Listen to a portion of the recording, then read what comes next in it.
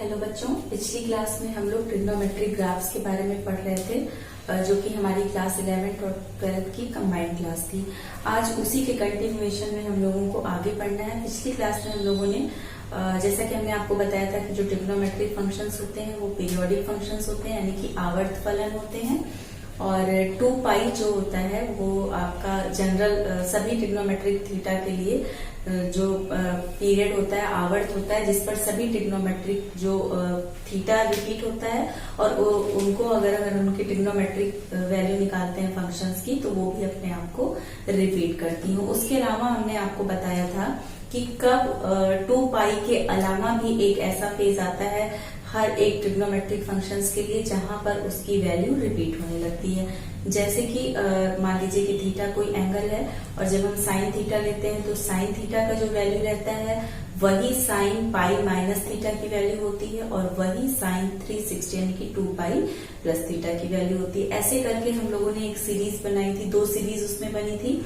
और हमने क्या देखा था कि जो जनरल सोल्यूशन होता है, इक्वेशन होता है कि अगर मान लीजिए कि साइन थीटा बराबर कोई भी वैल्यू है a और थीटा, यहाँ पर थीटा का जो है एक्यूट एंगल होना जरूरी है।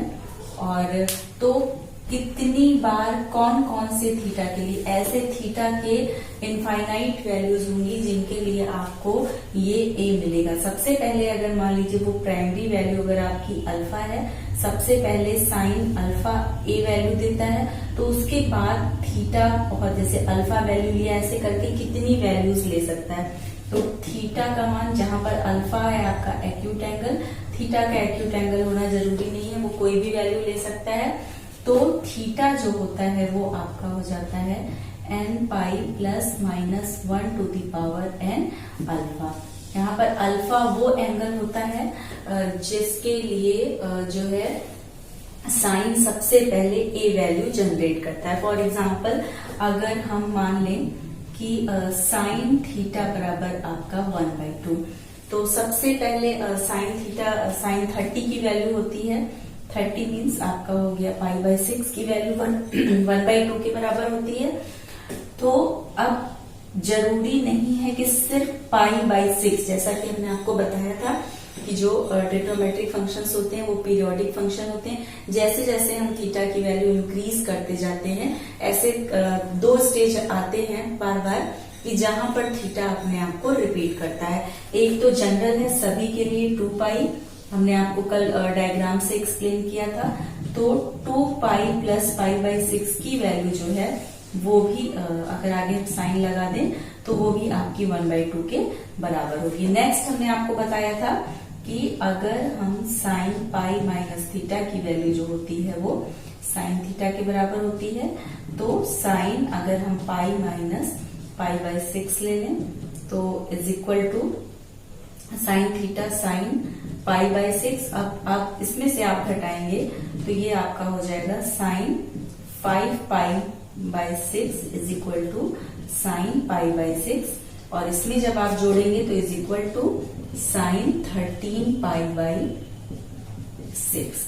तो इसी तरीके से इसमें भी 2 पाई जोड़ते जाएं, इसमें भी 2 पाई जोड़ते जाएं। तो ऐसी ढेरों वैल्यू, जब तक हम थीटा की वैल्यू इंक्रीज करते जाएंगे तब तक हमको ऐसे ढेर सारे थीटा की वैल्यूज मिलेंगे जो इस इक्वेशन को, ये क्या हो गया अभी आपका एक ट्रिग्नोमेट्रिक इक्वेशन हो गया। जब हमने इस तरीके से लिखा साइन थीटा बराबर a, तो ये किस फॉर्म में कन्वर्ट हो गया, यानी कि ये एक फंक्शन है। ऑब्वियसली हमने आपको बताया था कि थीटा की कौन सी वैल्यू डोमेन की हम रखें कि जब हम इसकी वैल्यू हमको a के बराबर, यहाँ पर जैसे एक हमने, ये तो जनरल केस हो गया, a कोई भी वैल्यू हो सकती है। अगर हम पर्टिकुलर केस यहाँ पर लेकर के चलें तो सपोज दैट हमने 1/2 माना है, हम 3/2 भी मान सकते हैं, 1 भी मान सकते हैं, 0 भी मान सकते हैं, तो सभी के लिए। तो हम लोगों ने 2 सीरीज बनाई थी पिछली क्लास में, और जब हम लोगों ने उसको समराइज किया था, उसको कंबाइन किया था, तो जो हमारा जनरल सोल्यूशन निकला था थीटा का, तो थीटा किसके बराबर हो जाता था n pi plus minus 1 to the power n alpha. और अल्फा वहां पर वो एक्यूट एंगल है, या हम ये कह सकते हैं वो प्राइमरी वैल्यू है, तो यानी कि वो वैल्यू जो अल्फा होगी कि जिसके लिए सबसे पहले थीटा a मान प्रोड्यूस करता है, जिसके लिए सबसे फर्स्ट टाइम जिस एंगल का मान की वैल्यू a के बराबर होगी, वहां पर अल्फा उसके बराबर होगा। जनरली तो वो फर्स्ट क्वाड्रेंट का होता है, लेकिन कुछ वैल्यूज ऐसी होती हैं, जैसे साइन सबसे पहली बार निगेटिव थर्ड क्वाड्रेंट में होता है, तो अगर हम यहाँ पर a की वैल्यू निगेटिव लेंगे तो ऑब्वियसली वो एक एक्यूट एंगल नहीं रह जाएगा। तो वो आपका a की वैल्यू के ऊपर डिपेंड करता है कि थीटा की जो प्राइमरी वैल्यू यानी कि वो वाला एंगल जो सबसे पहले a का मान a वैल्यू प्रोड्यूस करता है वो कौन से क्वाड्रेंट में होगा। तो ये बच्चों हम लोग कल पढ़ चुके थे। इसी तरीके से आज हम लोगों को कॉस के ग्राफ के बारे में पढ़ना है। जब हमने आपको बताया था कॉस की वैल्यू कि किस तरीके से कॉस की मैक्सिमम और मिनिमम वैल्यू क्या होती है, पिछली क्लासेस में आपको बता चुके हैं। तो कॉस थीटा की भी जो मिनिमम वैल्यू है वो आपकी -1 और जो मैक्सिमम वैल्यू है वो आपकी +1 हो सकती है। सेम रीजन है कि जब हम किसी भी ट्रायंगल में हाइपोटेन्यूज की वैल्यू को फिक्स कर देते हैं और उसके बाद हम उसके बेस को, चूंकि कॉस थीटा किसी भी ट्रायंगल में किस चीज को सिग्निफाई करता है, बेस को रिप्रेजेंट करता है। जैसे कि जो परपेंडिकुलर में चेंजेस होते हैं उसको मेजर करता है आपका साइन थीटा, और बेस में जो चेंजेस होते हैं उसको मेजर करता है आपका कॉस थीटा। तो अगर हम बेस की वैल्यू, परपेंडिकुलर की वैल्यू अगर 0 जाए, बेस की वैल्यू कितनी मैक्सिमम हो सकती है, 1 के बराबर हो सकती है। किस कंडीशन में, जब हाइपोटेन्यूज और बेस के बीच का एंगल आपका 0 हो जाए, तो हाइपोटेन्यूज यानी जो विकर्ण या कर्ण होगा वो आपका आधार के ऊपर ओवरलैप करेगा, तो उससे वैल्यू उसकी 1 जनरेट होगी। और अगर वो 0 से अपोजिट साइड बन रहा है यानी कि लेफ्ट साइड बन रहा है तो ऑब्वियसली वो -1 होगा। उससे ज्यादा बड़ा या छोटा नहीं हो सकता है, क्योंकि विकर्ण का मान हमने फिक्स कर रखा है, एक निश्चित मान कर रखा है। तो यहाँ पर हमने आपको बताया था, डायग्राम से समझाया भी था। तो कॉस की मैक्सिमम और मिनिमम वैल्यू आपको पता चल गई है, यानी कि जैसे जैसे हम थीटा की वैल्यू इंक्रीज या डिक्रीज करेंगे, जो भी वैल्यूज हैं वो -1 और 1 के बीच में ऑसिलेट करेंगी। तो अब हमारी रेंज सिर्फ 2 है, +1 और दूसरी -1, और डोमेन को हम जितना चाहे उतना बढ़ा सकते हैं। जैसे हमने बताया था कि अगर कोई पार्टिकल सर्किल के सरकमफेरेंस पे मूव करता है तो वो एक बार में 360 डिग्री रोटेट करेगा, तो वो सर्किल का एक राउंड कंप्लीट। 360 डिग्री रोटेट करने का मतलब है कि जिस पॉइंट से हमने अपना मूवमेंट स्टार्ट किया था, हम उसी पॉइंट पर अगर वापस आ जाते हैं तो जो हमारा टोटल मूवमेंट होगा वो किसके बराबर होगा, 360 डिग्री के बराबर होगा। तो उसके बाद हम जब सेकेंड राउंड स्टार्ट करेंगे तो हम वहीं से स्टार्ट करेंगे। तो हमने आपको बताया था कि जो 1 डिग्री की वैल्यू होती है वही 361, और बाकी एंगल्स इसी तरीके से आपके बढ़ते चले जाते हैं। इसी वजह से जो होता है ट्रिग्नोमेट्री फंक्शंस को हम आवर्ती फलन भी कहते हैं, क्योंकि एक निश्चित अंतराल के बाद ही क्या करते हैं, जो वैल्यू प्रोड्यूस करते हैं उसको रिपीट करने लगते हैं। तो थीटा हम उसी तरीके से लेके देखेंगे, π/2, पाई, 3π/2 और 2π। इसके बाद हमें पता है कि वैल्यूज जो होती हैं वो रीजनरेट होने लगती हैं, यानी कि ग्राफ जो है वो आपका सेम रहता है। अब आपको पता है कि cos 0 यानी कि जब 0 कौन सा एंगल होता है, जो एंगल हम कौन सा लेते हैं, जो बेस और हाइपोटेन्यूज उसके बीच में बनता है। यानी कि अगर विकर्ण और आधार के बीच में बनने वाला कोण 0 हो जाता है तो आधार और विकर्ण की लंबाई आपस में, यानी कि बेस और हाइपोटेन्यूज की लंबाई आपस में बराबर हो जाएगी। और cos थीटा आपका चूंकि बेस अपॉन हाइपोटेन्यूज होता है, तो जब आपस में बराबर हो गया तो 1 के बराबर, यानी कि 0 डिग्री पर जो होता है cos की वैल्यू 1 होती है। और जैसे जैसे हम बेस की यानी कि परपेंडिकुलर की लंबाई बढ़ाएंगे वैसे वैसे क्या होगी, बेस की लंबाई कम होती जाएगी। तो यहाँ पर जो फर्स्ट क्वाड्रेंट होता है, मैंने आपको बताया था कि डोमेन के बढ़ने के साथ रेंज जो होती है वो घटती है। यानी कि फर्स्ट क्वाड्रेंट में अगर हम अपनी डोमेन को बढ़ा रहे हैं और रेंज घट रही है तो कॉस कैसा फंक्शन हो गया, डिक्रीजिंग फंक्शन हो गया विथ पॉजिटिव वैल्यूज। जो वैल्यूज डिक्रीज तो कर रहा है लेकिन विथ पॉजिटिव वैल्यू, क्यों, क्योंकि 1 से 0 तक आ रहा है। cos 90 की वैल्यू आपकी 0 हो जाती है, क्योंकि जब बेस एकदम जब परपेंडिकुलर जो होगा वो आपका हाइपोटेन्यूज के बराबर हो गया बढ़ते बढ़ते, तो ऑब्वियसली बेस जो होगा वो 0 के बराबर हो जाएगा। उसके बाद जो है जब हम सेकेंड क्वाड्रेंट में जाते हैं, यानी कि π/2 से पाई की तरफ जाते हैं, तो इसकी वैल्यूज और घटती हैं और घटते घटते कहां तक पहुंचती हैं, -1 की तरफ। तो सेकेंड क्वाड्रेंट जो होता है, यहां पर भी डोमेन यानी एंगल की वैल्यू बढ़ रही है, लेकिन डिक्रीजिंग फंक्शन हो जाएगा कॉस, क्योंकि जैसे जैसे हम एंगल बढ़ा रहे हैं वैसे 0 से -1 और लेफ्ट में जा रहा है, यानी कि घट रहा है, डिक्रीजिंग विथ निगेटिव वैल्यू। यानी कि अब आप यहां से भी चेक कर सकते हैं कि फर्स्ट क्वाड्रेंट में कॉस पॉजिटिव होता है और सेकेंड क्वाड्रेंट में जो होता है कॉस निगेटिव होता है, लेकिन फर्स्ट क्वाड्रेंट में भी डिक्रीजिंग फंक्शन है, सेकेंड क्वाड्रेंट में भी कॉस जो हो गया वो आपका डिक्रीजिंग फंक्शन है। उसके बाद जब हम पाई से 3π/2 की तरफ बढ़ते हैं, वैल्यूज आप रख के देख लेंगे, तो क्या होता है, -1 से जो थर्ड क्वाड्रेंट है, ये चीज हम आपको बता चुके हैं, अगर आप पिछली वीडियोस देखेंगे तो इसकी वैल्यू जो है वो -1 से 0, -1 से 0 जाने का मतलब क्या हो गया कि निगेटिव से पॉजिटिव की ओर जा रही है। दिस मीन्स कि ये इंक्रीजिंग फंक्शन है। इंक्रीजिंग फंक्शन तो है लेकिन विथ निगेटिव वैल्यू। कैसी वैल्यू, निगेटिव वैल्यू, क्योंकि ये थर्ड क्वाड्रेंट में भी आप देख सकते हैं, थर्ड क्वाड्रेंट में चूंकि कॉस जो होता है वो बेस को डिनोट करता है, और थर्ड क्वाड्रेंट में आपका एक्स एक्सिस, क्योंकि बेस को मेजर करने के लिए ऑब्वियसली हमको जो एक्सिस की जरूरत पड़ती है वो एक्स होता है, और थर्ड क्वाड्रेंट में आपका एक्स जो होता है वो निगेटिव होता है।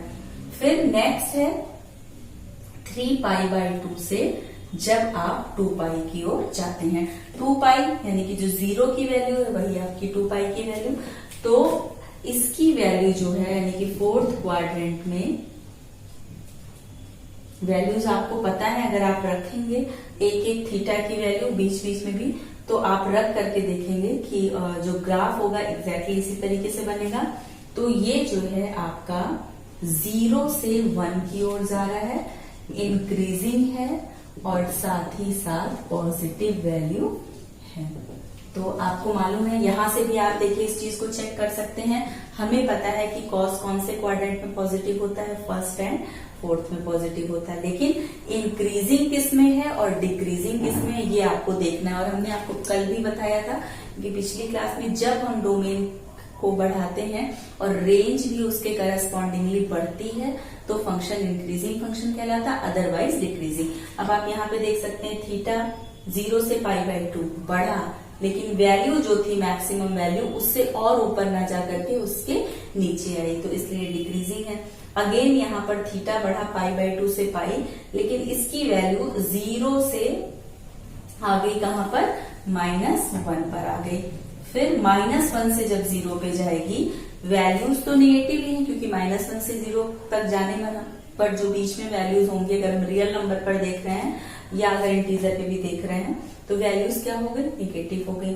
तो निगेटिव वैल्यूज, चूंकि हमको इसमें वैल्यूज आती हैं √3/2, 1/2, तो ये ऑब्वियसली रियल नंबर है, तो रियल नंबर पे ही हम अपना ग्राफ देखेंगे। तो -1 से 0 की तरफ जा रहा है, फंक्शन इंक्रीज कर रहा है लेकिन विथ निगेटिव वैल्यू, क्योंकि -1 से 0 तक की जो जर्नी है वो भी निगेटिव नंबर से होकर के जाएगी, लेकिन बढ़ रहा है फंक्शन कहाँ पे, क्योंकि पाई पर था -1 और 3π/2 पर वो -1 से 0, यानी कि डोमेन बढ़ी है तो रेंज भी बढ़ी है, हेंस तो फंक्शन जो है वो इंक्रीजिंग है लेकिन विथ निगेटिव वैल्यू। और जब हम अपने फोर्थ क्वाड्रेंट में आते हैं यानी कि 3π/2 से 2π के बीच में, तो ये 0 से +1 की ओर जाता है, और 0 से +1 की ओर जाना मीन्स इंक्रीजिंग फंक्शन। यहाँ पर क्योंकि 0 थी 3π/2 पर और वहां से 2π/थीटा ऑब्वियसली बढ़ रहा है, और थीटा के बढ़ने के साथ साथ जो आपकी रेंज है वो भी कहाँ जा रही है, 0 से 1 की तरफ जा रही है, पॉजिटिव है और साथ ही साथ इंक्रीजिंग है। तो फर्स्ट और सेकेंड क्वाड्रेंट में जो कॉस होता है वो आपका डिक्रीजिंग फंक्शन होता है, फर्स्ट में with positive value and second में विथ नेगेटिव वैल्यू, और थर्ड और फोर्थ में कॉस इंक्रीजिंग फंक्शन होता है, लेकिन थर्ड क्वाड्रेंट में विथ नेगेटिव वैल्यू और फोर्थ क्वाड्रेंट में पॉजिटिव वैल्यू। और अगेन जब हम ये ग्राफ बनाएंगे तो यही ग्राफ विथ रिपीटिशन हमको मिलता चला जाएगा जैसे जैसे हम थीटा की वैल्यूज को इंक्रीज करेंगे। अब यहाँ पर बच्चों एक चीज और देखनी है कि cos 2 पाई प्लस थीटा जो है आपका cos थीटा के बराबर है। ये तो जनरल एजम्पशन है क्योंकि 2 पाई जो है वो जितने भी each and every trigonometric function है सभी के लिए पीरियड है, इसका जो आवर्तनांक है या पीरियड है वो 2 पाई के बराबर है। लेकिन जो है क्या है कि फोर्थ क्वाड्रेंट में cos पॉजिटिव होता है, यानी कि अगर हम फोर्थ क्वाड्रेंट का मतलब या तो आप 270 प्लस थीटा लिखें, या यानी कि आप इसको लिख सकते हैं 3 into pi by 2 plus theta, या फिर आप इसको लिखेंगे 2 पाई माइनस थीटा, क्योंकि थीटा हमेशा एक्यूट एंगल होता है। तो फोर्थ क्वाड्रेंट में यानी कि जब हम कोई एक्यूट एंगल घटाएंगे 2 पाई में से तो हमारा जो कौन सा क्वाड्रेंट मिलेगा, फोर्थ क्वाड्रेंट, और इसकी वैल्यू भी किसके बराबर होती है, कॉस थीटा के बराबर। तो अगर हम इसको जनरलाइज करें इस एंगल को और इस एंगल को, तो यहाँ पर भी हमको दो सीरीज मिलती हैं। पहला है 2 पाई प्लस थीटा, फिर 2 पाई। अब ये एंगल कब रिपीट होगा, जब हम इसमें 2 पाई और ऐड कर देंगे, 2 पाई प्लस थीटा। फिर कब रिपीट होगा, 2 pi plus 2 pi plus 2 pi plus theta and so on. जैसे जैसे हम 2 पाई बढ़ाते जाएंगे बार बार ये एंगल 2 पाई प्लस थीटा अपने आप को रिपीट करता चला जाएगा। दूसरा है आपका 2 पाई माइनस थीटा, यहाँ पर पाई सॉरी थीटा था, यहाँ पर है आपका 2 पाई माइनस थीटा। फिर इसमें भी अगर आप 2 पाई और माइनस थीटा, 2 पाई आपने जोड़ दिया, फिर again 2 pi plus 2 pi plus 2 pi minus theta, इतना तो था ही, बार बार 2 पाई जोड़ते जा रहे हैं। तो सीरीज कैसे बन जाएगी आपकी, theta 2 pi plus theta 4 pi plus theta और 6 पाई प्लस थीटा। और उसी तरीके से दूसरी आपकी बनेगी 2 पाई माइनस थीटा, फिर आपका 4 pi minus theta, 6 pi minus theta. यहाँ पर आप देखेंगे कि पाई का मल्टीपल अगर इवन नंबर है तब भी जो है कॉस रिपीट होगा, और अगर जो है साइन जो है पॉजिटिव है, और अगर जो है पाई का मल्टीपल एक बार इवन है तब भी जो है थीटा जो है नेगेटिव, यानी कि और इवन मल्टीपल के साथ पॉजिटिव वैल्यू भी जनरेट हो रही है और इवन मल्टीपल के साथ नेगेटिव वैल्यू भी जनरेट हो रही है। तो इसको हम लिख सकते हैं 2m पाई। जब भी हम किसी एजम्पशन मेक करते हैं और हमको इवन और ऑड नंबर एज्यूम करना होता है तो इवन नंबर को हमेशा हम 2m, जहां पर m कोई इंटीजर है, m इज एनी इंटीजर, हमेशा ही आपको ध्यान रखेंगे, क्योंकि क्वेश्चन को सॉल्व करते वक्त m कुछ भी आ सकता है, लेकिन चाहे ऑड नंबर हो या इवन नंबर हो, अगर हम उसमें 2 से मल्टीप्लाई करेंगे तो वो ऑटोमेटिकली एक इवन नंबर में कन्वर्ट हो जाएगा। तो हमको एजम्पशंस जो मेड करनी चाहिए, इवन नंबर के लिए हमेशा 2m और ऑड नंबर के लिए 2m प्लस 1, क्योंकि हमें पता है 2 ऑड नंबर कंसेक्यूटिवली नहीं हो सकते हैं और 2 इवन नंबर नहीं हो सकते। 2 ऑड नंबर के बीच में हमेशा एक इवन नंबर और 2 इवन नंबर के बीच में हमेशा एक ऑड नंबर होता है। तो ऑड नंबर के लिए जो हमारे एजम्पशंस होते हैं वो हमेशा 2m plus 1 where m is an integer, और जो इवन नंबर के लिए मानेंगे उसको हम 2m मानेंगे। तो यहाँ पर आप देखेंगे पाई का multiple whatever be the sine of theta, theta अगर पॉजिटिव है तब भी और थीटा अगर नेगेटिव है तब भी पाई का मल्टीपल हमेशा ही एक इवन नंबर है। तो इसको हम लिखेंगे जनरल केस में 2m pi plus minus theta. तो ये तो आप थीटा के लिए जनरल सोल्यूशन निकाल रहे हैं, और यहाँ पर हम फिर अल्फा लिख देते हैं।